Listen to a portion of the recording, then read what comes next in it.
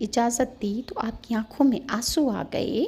حضرت امام حسین نے فرمایا بیٹے ابھی تو میں تمہارے باپ حضرت امام مسلم بن عقیل کی جدائی کا داغ بھی نہیں مٹا پایا، میں کس طرح تمہیں اجازت دے دوں کہ تم بھی جا کر شہید ہو جاؤ؟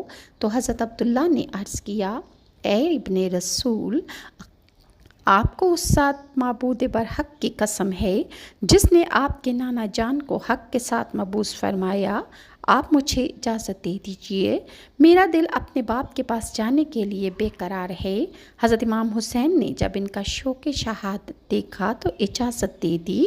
اس ہاشمی جوان نے میدان کربلا میں آ کر مقابلے کے لیے یزیدی فوج کو للکارا۔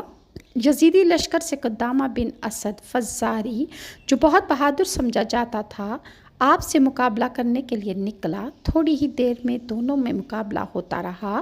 آخر عبداللہ بن مسلم نے تلوار کا ایک ایسا ضرب اسے لگایا کہ وہ کٹ کر زمین پر گر گیا۔ پھر کسی یزیدی میں ہمت نہ ہوئی کہ تنہا آپ کا مقابلہ کرتا۔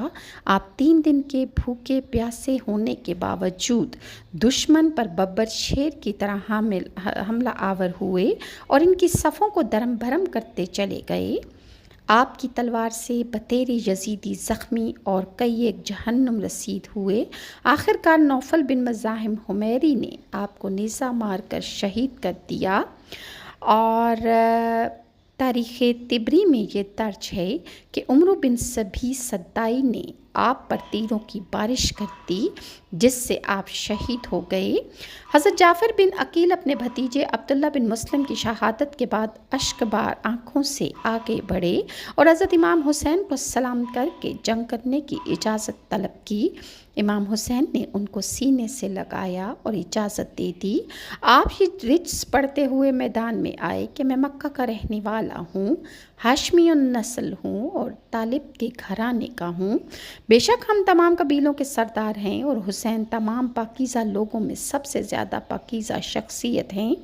اس کے بعد انہوں نے لڑنا شروع کیا اور شجاعت و بہادری کے وہ جوہر دکھائے کہ بہت سے یزیدیوں کو واصل جہنم کیا۔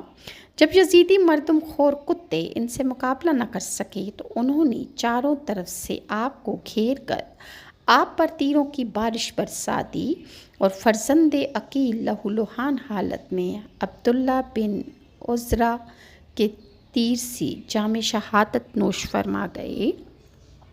حضرت عبد الرحمن بن عقیل نے جب اپنے بھائی کو خاک و خون میں تڑپتا دیکھا تو بیتاب ہو گئے اور شیر کی طرح میدان میں کود گئے اور وہ بہادری دکھائی کہ یزیدیوں کے خون سے میدان کربلا